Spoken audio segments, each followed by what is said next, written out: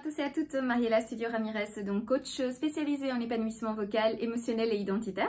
Une petite vidéo justement pour expliquer qu'est-ce que le coaching en épanouissement vocal, émotionnel et identitaire, terme que j'utilise maintenant déjà depuis presque un mois, puisque je démédicalise donc complètement ma pratique, je m'éloigne donc de l'orthophonie et de la logopédie pour entrer justement dans une sphère qui est beaucoup plus adaptée, je l'entends, au type donc de personnes qui font appel à moi en ce qui concerne donc le développement justement vocal, en ce qui concerne donc justement cette recherche de bien-être vocal, cette recherche d'harmonie vocale. J'utilisais déjà depuis quelques années le terme harmonisation. Aujourd'hui, nous passons donc sur un concept qui est plutôt lié à du coaching de vie, à du coaching vocal, à du coaching émotionnel, puisque forcément la voix ne peut pas être déliée des émotions, et bien sûr à un coaching identitaire dans le sens où je vous aide à développer et à exploiter au maximum votre identité à travers cet outil magnifique qui est la voix, et donc à vous aider également à trouver ce potentiel vocal, ce potentiel expressif et communicationnel qui est au fond de vous.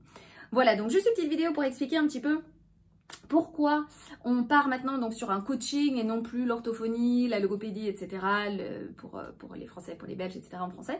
Alors, important de dire que au fond, c'est la même chose, c'est-à-dire moi ma pratique est la même, mais ma pratique évolue surtout, comme vous savez très bien, en fonction de ce concept que j'ai de la société, de cette société justement vers laquelle je me force et je milite chaque jour pour essayer d'y arriver au plus vite.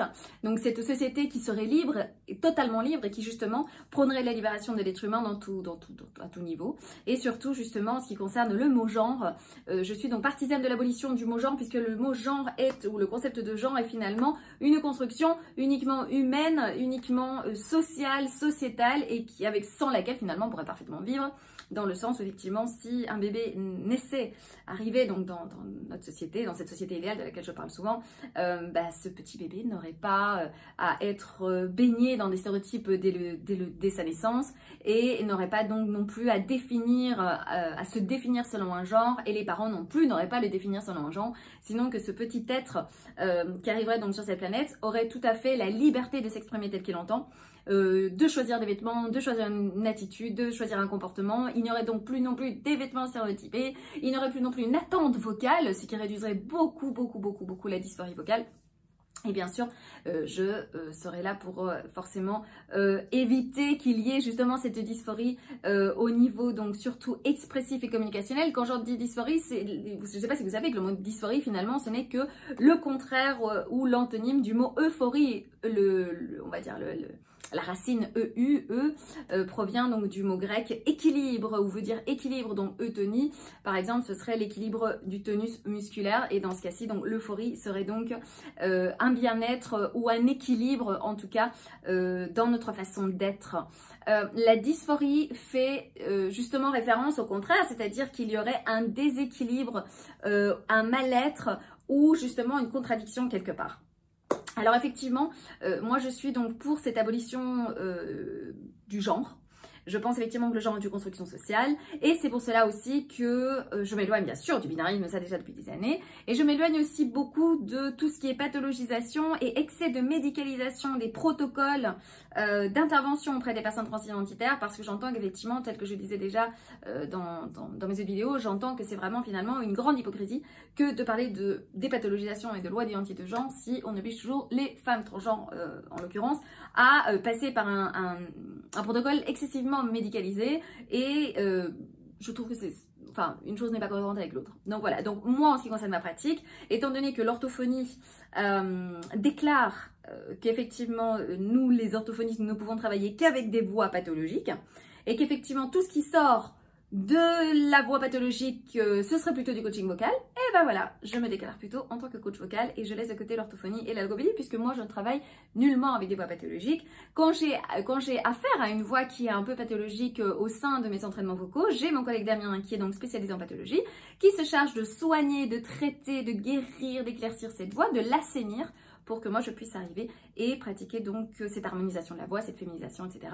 Quoique vous savez bien aussi que je m'éloigne de plus en plus de ces termes binaires de féminisation et de masculinisation de la voix, et c'est pour ça que je parle d'épanouissement vocal. C'est-à-dire que de mon point de vue, toute personne s'entend ou ne se sentant pas en accord avec sa voix ou sa façon de s'exprimer serait donc à la recherche justement d'un épanouissement vocal ou d'un bien-être vocal, mais non seulement vocal, sinon bien sûr aussi émotionnel. J'ai beaucoup de personnes qui arrivent et qui me disent « Mariella, écoute, j'ai beaucoup de soucis parce qu'effectivement, lorsque je parle, on a tendance à me dire « mais tu es tout le temps fâchée » alors que je n'exprime pas, selon moi, un quelconque sentiment d'être fâchée. Et donc, il y a effectivement là un dérèglement, on va dire, entre l'expression et le sentiment. Et c'est ce que j'appelle donc le coaching en épanouissement émotionnel, qui bien sûr est lié au coaching vocal. Et bien sûr identitaire, puisque je travaille avec beaucoup de personnes qui passent par une phase de transition quelconque en ce qui concerne l'identité.